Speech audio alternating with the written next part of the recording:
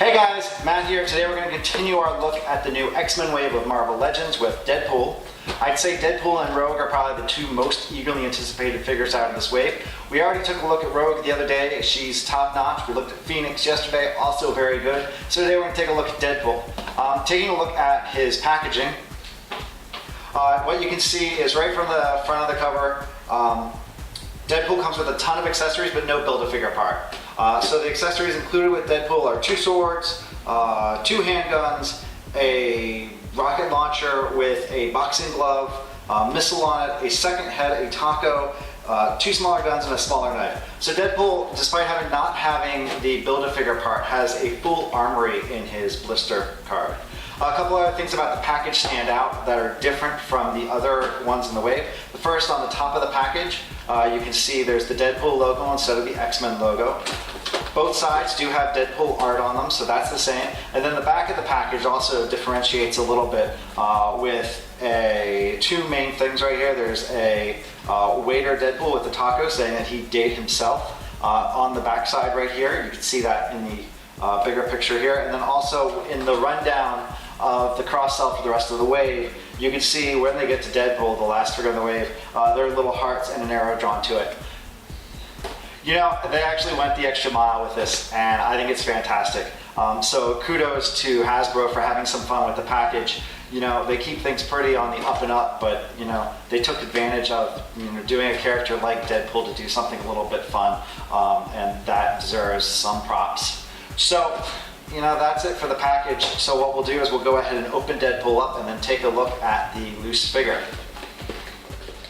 Alright guys, so here is Deadpool free from his packaging.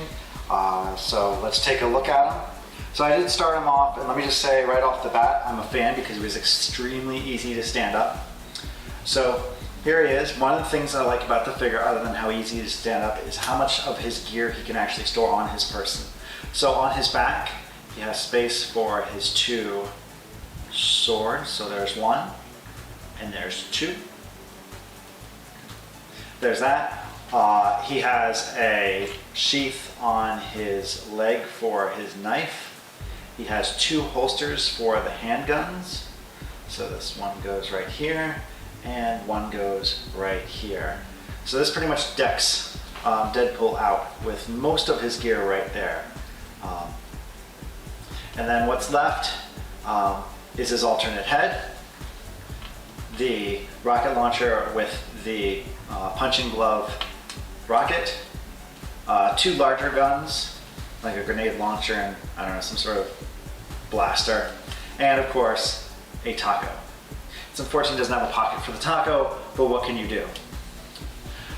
Articulation-wise, he's everything that you expect out of a Marvel Legends. He's extremely poseable. He's very solid. He holds those poses well. I was having a blast taking some pictures of him earlier. I'll flash those pictures up throughout the review. I was just kind of having fun with them.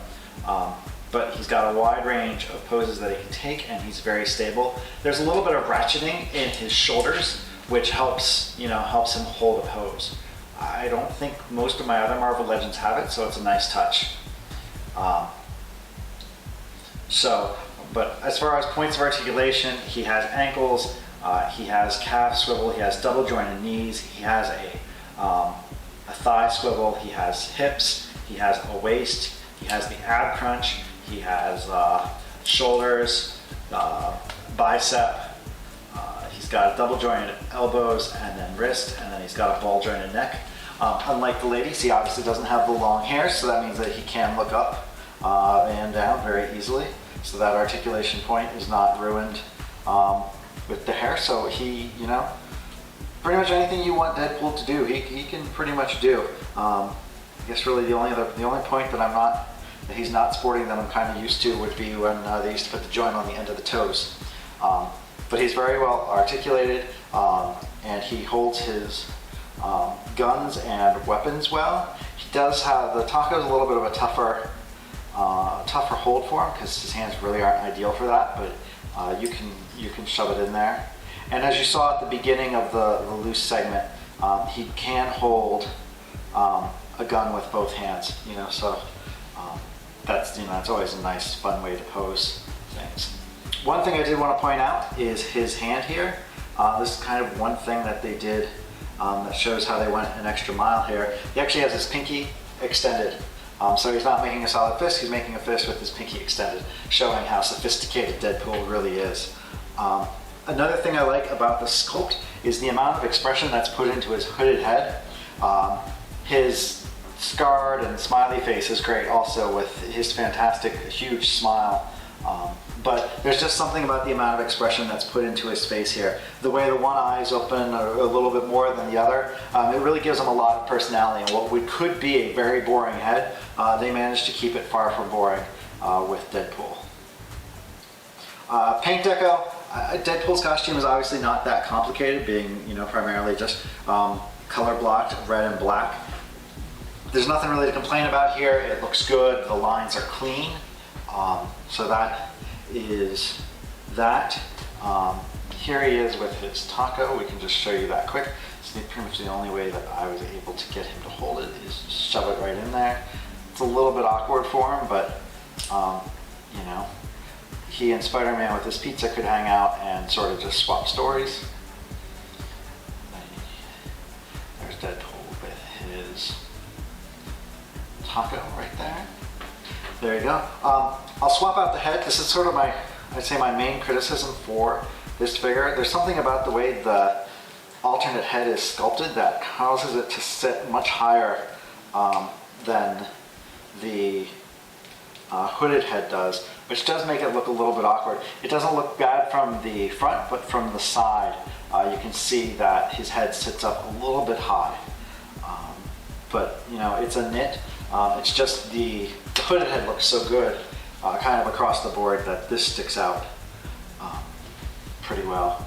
But this figure's just, this is going to be probably the hardest figure to find in the wave, because he won't just appeal to the fans of the X-Men or Marvel Legends. The casual collector is going to want to pick this one up too, and it's good that the figure is so, essentially, it's really good. It's a really solid figure, so that way people just picking this one up won't be disappointed with what they're getting. So